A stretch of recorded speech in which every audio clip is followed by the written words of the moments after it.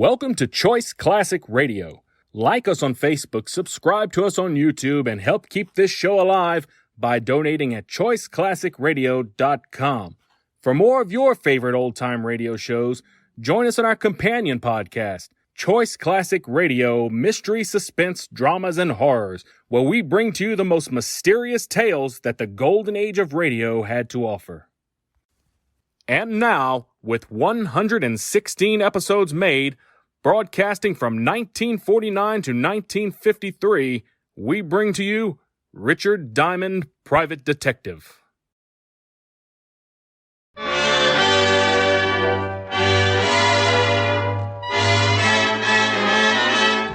The makers of Camel cigarettes present Dick Powell as Richard Diamond, Private Detective.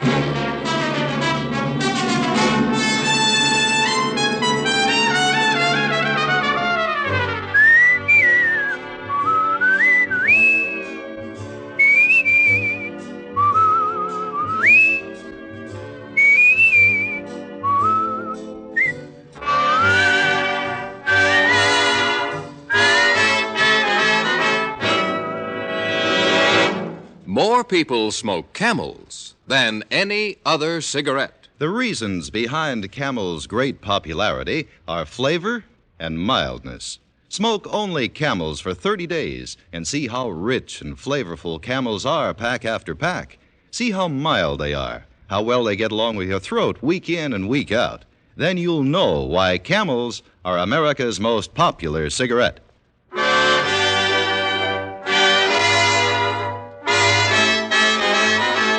Here, transcribed, is Richard Diamond, Private Detective, starring Dick Powell.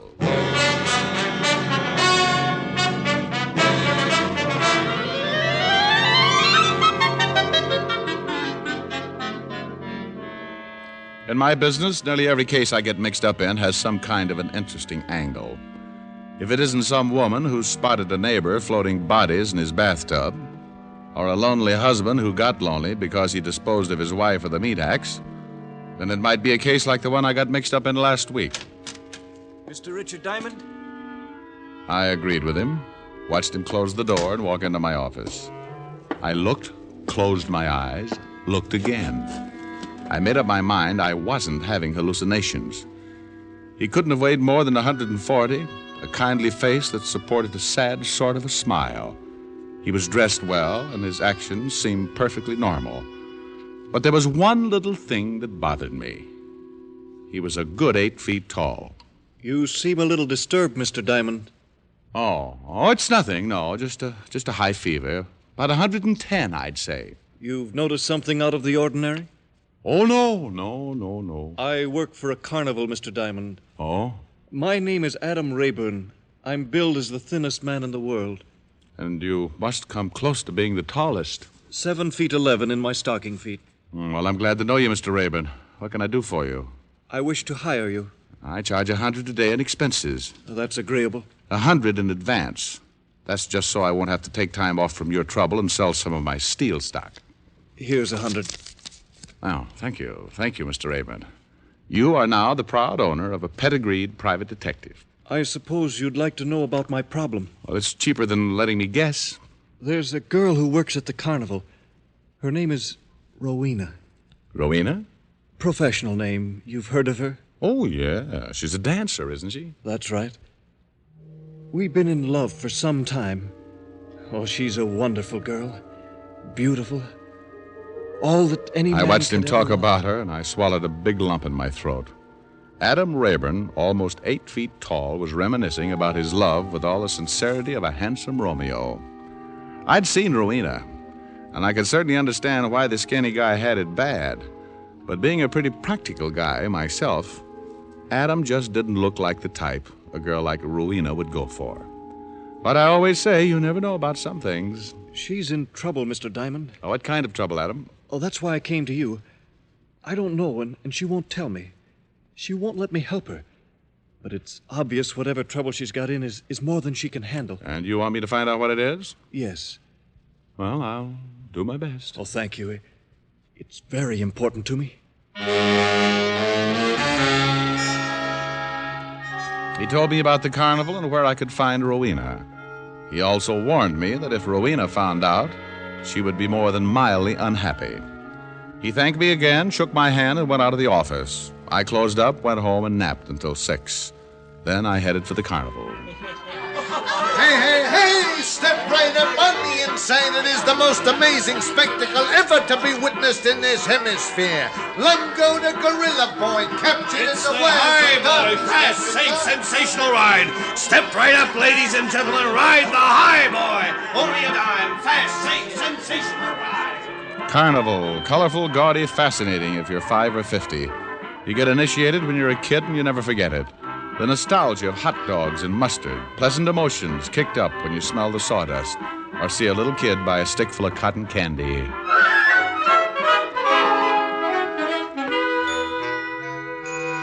And then you look up and see Rowena dancing on the small stage in front of the tent, doing just enough of her bit to entice the customers and not offend the sheriff.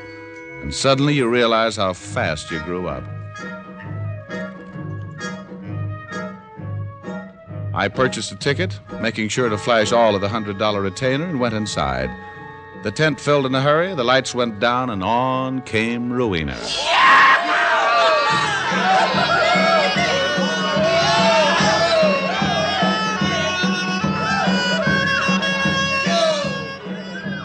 She did her bit, the usual routine, and got off.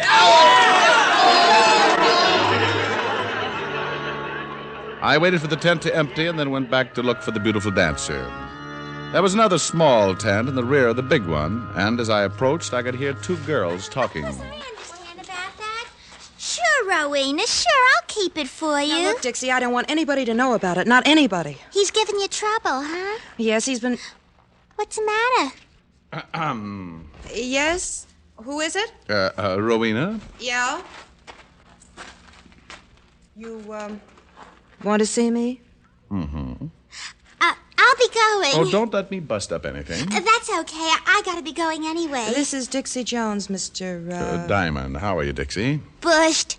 Well, nice meeting you, Mr. Diamond. I'll talk to you later, Rowena. Cute. Mm-hmm. Now, what can I do for you, Mr. Diamond? I just saw the show. Good. I'm glad you liked it. Is that why you stopped back? Oh, I thought I'd like to meet you. It's against the rules. Whose rules? The guy who runs the carny. Not your rules? Sometimes. Not this time. Well, I'll let you know as soon as I find out what's on your mind.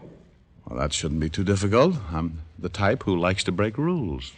Well, you're a little old for the usual schoolboy and too hep for a yokel. What do you do, Mr. Diamond?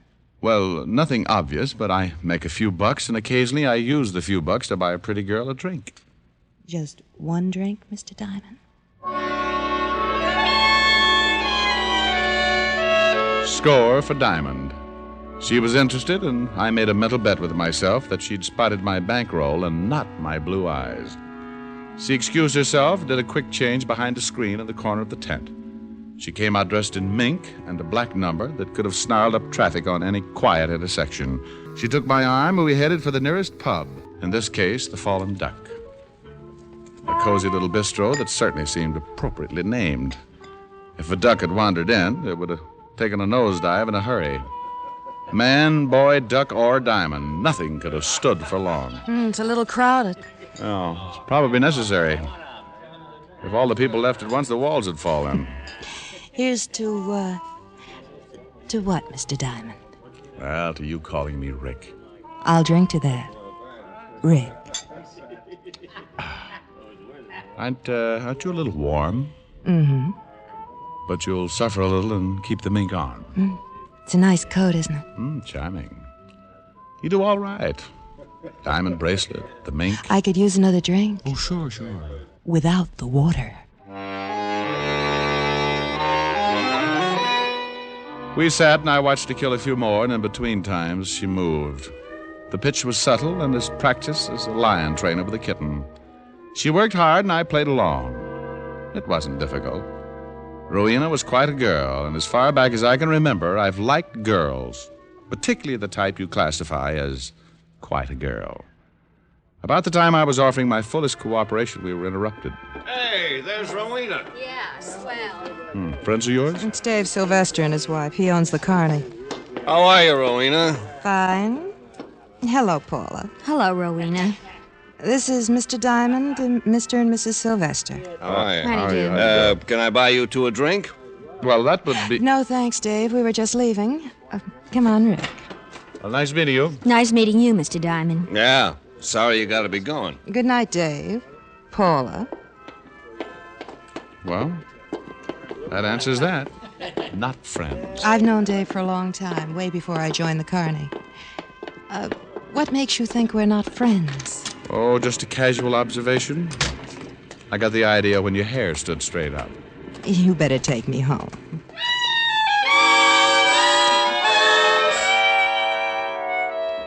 And I took her home.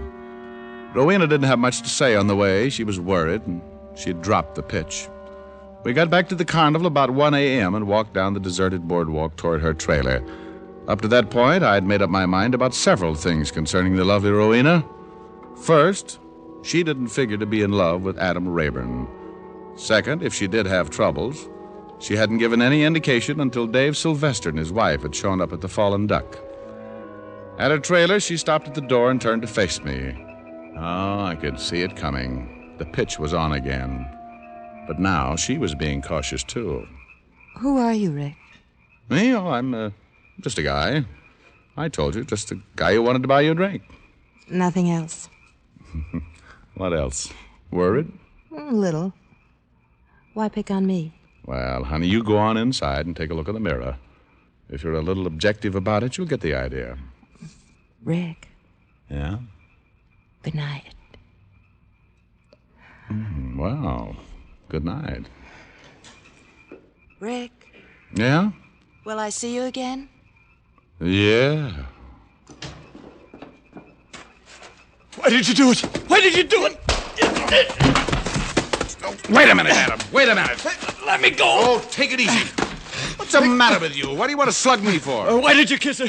Why did you kiss her? Oh, for Pete's sake. I saw you kiss her. Well, you didn't see very well then. It was the other way around. I didn't hire you to take her out and make love to her. Oh, come on, Adam. Get hold of I don't want to yourself. hear. Oh. What's the matter? The tent. It's on fire.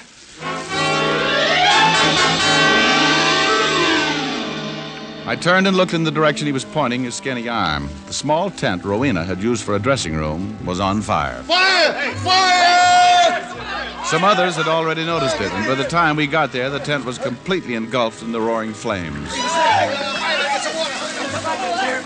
Every one of the troop turned out in odd stages of undress and got a bucket line going, but the tent was past saving. The fire department arrived, put out the last of it, and then one of the troop, picking his way through the charred ruins, made a grisly discovery. Hey, there's a body in here.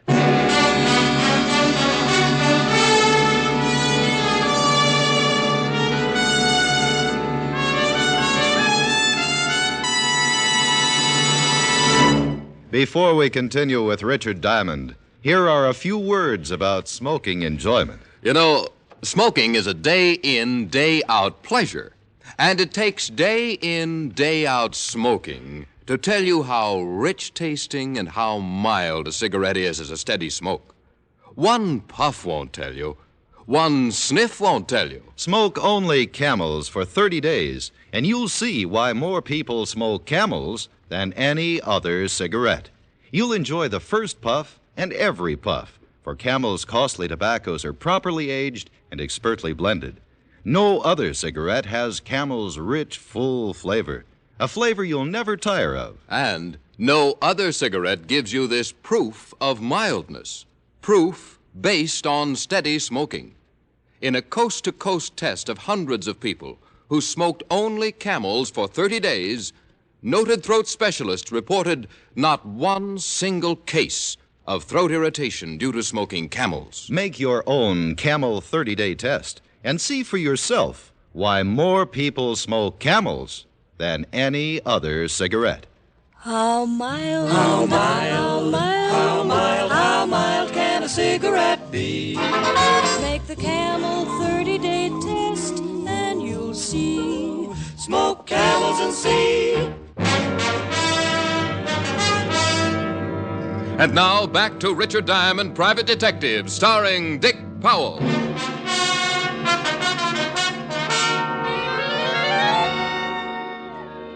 1:30 in the morning, standing in the middle of what was left of a gutted sideshow tent, standing with the members of the Sylvester Carnival troupe, looking down at the burned body of a girl. A case with a simple beginning, and then a fire and a girl dying in the fire. The crowd spread out as the fire department moved in to look for a cause, and Dave Sylvester, the owner, identified the body. Dixie Jones. She slept in the tent. Poor little Dixie. Oh, hello, Mr. Diamond. Hello, Mr. Sylvester. It's a terrible thing. Yeah. Mr. Diamond? Beat it, Adam. I'll talk to you later. No sense in letting people know we're acquainted. All right. So all of a sudden I smelled smoke. See, I thought that I was dreaming or something. Rick, Oh, hello, Roy. isn't it awful? Yeah, it's pretty bad. Poor Dixie. Rick, No? will you walk me back to my trailer? Sure. Cold? Yes. You act like you got a chill. You better take my coat. No, it's all right. I'll be all right. Well, good night, honey. Rick, Yeah? I don't feel much like sleeping. Why don't you come in for a while? What's the matter, dear? You act as if you're scared. Of you? Well, I don't know what it is, but you're scared of it. That's ridiculous. Good night, Rick. Psst. Mr. Diamond. Well, now, don't start swinging again, Adam. I didn't even hold her hand. I just left the fire. The fire department found out it wasn't an accident. What? I heard the chief say the fire was started deliberately. They called the police. Well, now the simple case with a fire and what looked like an accidental death had turned into murder. I asked Adam why anyone would want to kill Dixie, the chorus girl, but he couldn't even come up with a guess. I warned him again about keeping our relationship a secret and went out to the corner to wait for the police. In about 20 minutes, I spotted a prowl car with a familiar figure in the front seat. Rick, what are you doing here? Well, I stayed for the late show. It's a nice fire. Just got a 211 report. Some girl in the fire. Yeah. Name was Dixie Jones. Hey, Walt, look, nobody around here knows I'm a private cop. You want it kept that way? Yeah, for a while.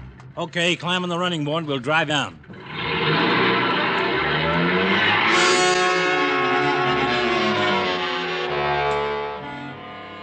We drove down to the scene of the fire, and I stayed in the car while Walt and Sylvester looked at the body of the dead chorus girl and talked with the fire chief. A couple of times I spotted Adam standing off to one side watching. And if he noticed me in the car, he did a good job of not showing it. Sometime later, Walt came back and we took a drive. I told him everything up to date, how Adam had hired me to find out what was troubling his lady love, how I'd gotten the big pitch from her obvious dislike for the Sylvesters, and everything leading up to and after the fire. Well, that's sure not much. I know it, Walt, but there's one thing sure. Rowena was scared stiff after the fire. Sometimes fires do that. No, it was something more, Walt. This dame lives high. Mink coats, jewelry that runs into a lot of carats. She has a real taste for anything that smells like that green stuff.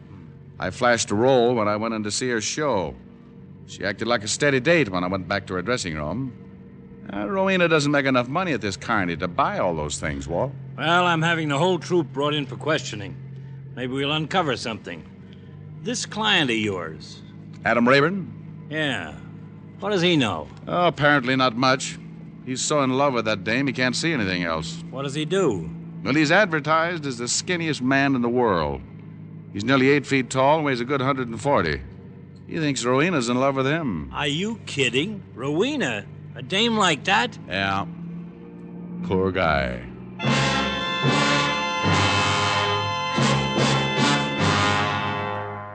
Walt dropped me off at my apartment and I got some sleep. The next morning, I went down to the precinct and listened through an open line as Walt interrogated the entire troupe of the Sylvester Carnival. It took all morning and most of the afternoon. Rowena answered her share of questions, and her voice was shaky and cautious. Adam answered his, admitting his association with me only after Walt informed him the fact was known. The last two questioned were Dave and Paula Sylvester. I have no idea why anyone would want to start a fire. How about wanting to kill Dixie? I can't imagine. How about you, Mrs. Sylvester? No, Dixie was just a nice kid. Slept in the tent. I don't know why anyone would want to kill her. Mr. Sylvester, how long have you known Rowena? Just since she's been with the Carney? About 5 years, I guess. First break. First hint of a cover-up. Dave Sylvester had said he'd only known Rowena since she'd been with the Carnival. I left the precinct thinking about the time I'd spent with Rowena and the Fallen Duck. She'd said she'd known Sylvester for a long time before she joined the Carnival. I grabbed a cab and went back to the Carnival grounds, where I hung around until my client showed up. We found a quiet spot and talked. No, she's never said much about Dave or Paula. Oh. Well, how about the girl who was killed, Dixie? Well, they were friends, that's all. Why, have you found out something? How much money have you given her, Adam? Oh, no, wait a minute. How much? Well, not much. How much does she make? About $200 a week. Then who's buying those minks? Well, she is. And the jewelry? What do you mean? She told me she bought those things with money she'd saved. Out of $200 a week? Well, yes. Well, then why ask you for more? Because she needed it. I didn't ask her why. She likes nice things. We're in love, Mr. Diamond. A man doesn't ask... Okay, Adam, okay. I lost myself for the rest of the afternoon in the newspaper files, looking up past history on David Sylvester, his wife, and Rowena.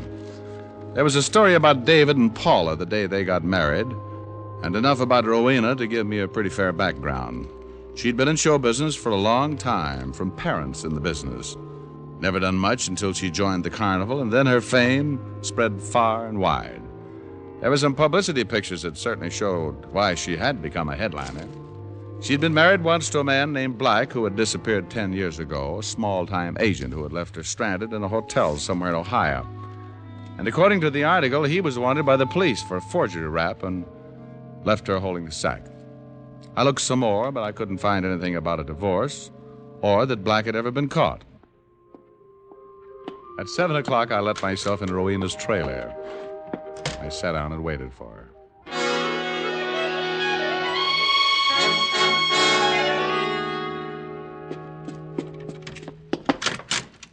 Hello, Rowena. Rick. I'm glad to see you, Rick. Oh? Well, I'm a private cop, honey. Still glad? You're a... Private cop. Yeah. I don't understand. Well, I think I do. Whatever happened to your husband, Rowena? Oh, Rick... Whatever happened to him? Name was Black, left you stranded in Ohio with a forgery rap pinned on him. What happened to him? I don't know. He disappeared. How do you manage to buy minks and diamond bracelets? Rick, what is all this? Why How are you... come Sylvester hired you and shoved you right to the top when you didn't even have a reputation? I don't like this, Rick. I don't think it's I don't like it either. Now tell me about Dixie. Why was she killed? I don't know. Rick, you don't think It's I'm... the one thing I've got to tie up. Whoever set fire to that tent, did they think it was you in there? Don't be ridiculous. Well, see how ridiculous this sounds, honey. Dave Sylvester is your missing husband. No. He's paying you to keep your mouth shut. Get out of here. You don't care who you pick on, do you? If you can't blackmail a guy, you work him, like Adam Rayburn. Poor guy thinks you're in love with him. Get out! Get out! How much did you get? A couple of lousy dollars? Anything for a buck, huh? If you don't get out of here, I'll have you thrown out. I want to know why Dixie was killed. And, baby, you're going to tell me. Rick, please. Oh, it won't work, honey. Now, what was the connection? Please. Baby, if you know why she was killed, that makes you an accessory before the fact. I'm not very happy about you, honey, and I'd be more than willing to do my bit to see you get a few years. Rick. Now, you better tell me all about it.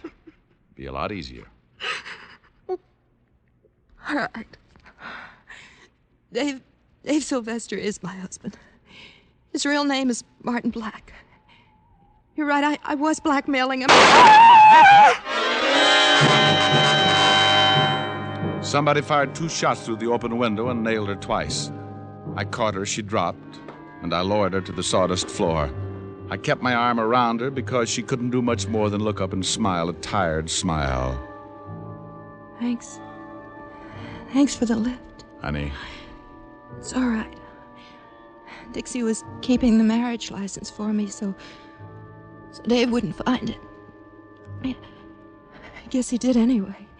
He must have killed her and set fire to the tent. I'll get a doctor. I gotta say something, Rick. No excuses. I took Adam. I took everybody. Mixed up. Was going to take you, and something happened, I guess.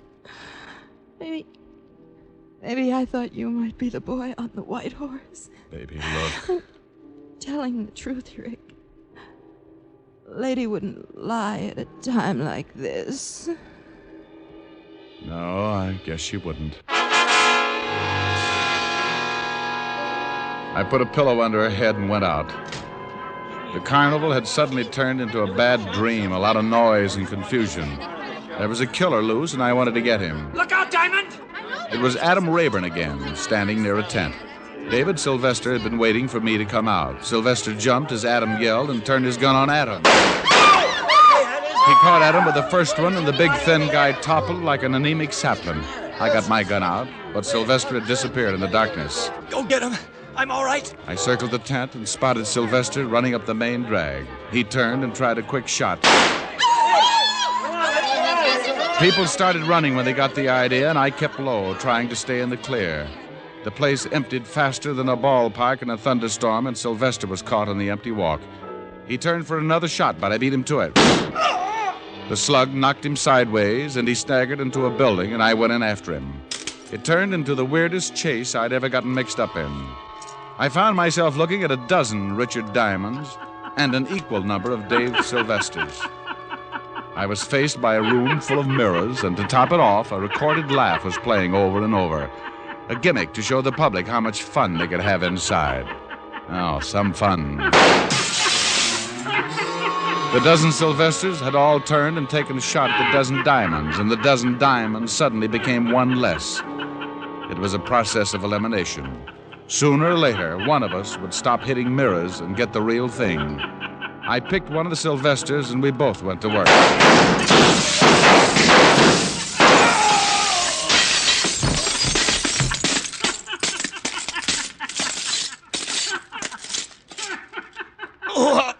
Lousy mirrors. Yeah, you shot every diamond but the right one. Turn me over, will you? Get my face out of this stuff. Sure. I don't mind dying, but I hate to watch myself doing it.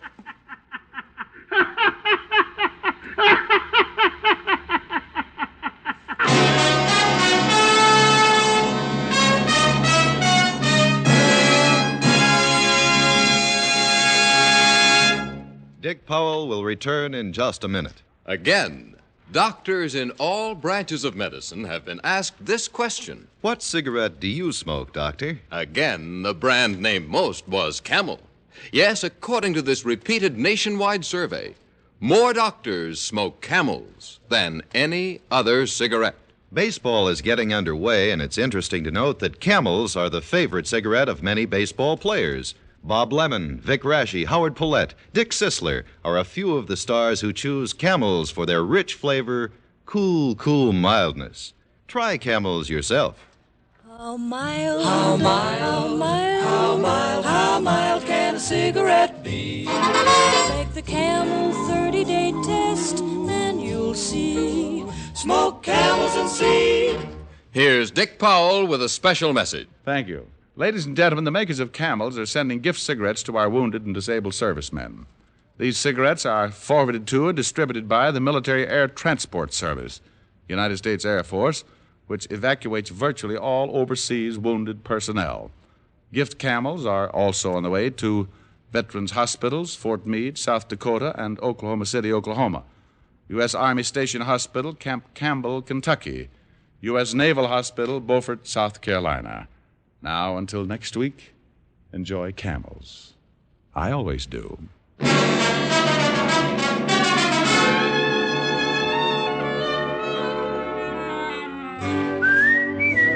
Dick Powell can now be seen starring in RKO's Cry Danger. Tonight's adventure of Richard Diamond is written by Blake Edwards with music by Frank Worth. Our director is Helen Mack. Featured in the cast were Arthur Q. Bryan, Michael Ann Barrett, Sandra Gould, Sheldon Leonard, Paul Duboff, and Bob Bruce. Then, for pipe pleasure, get the National Joy Smoke, Prince Albert.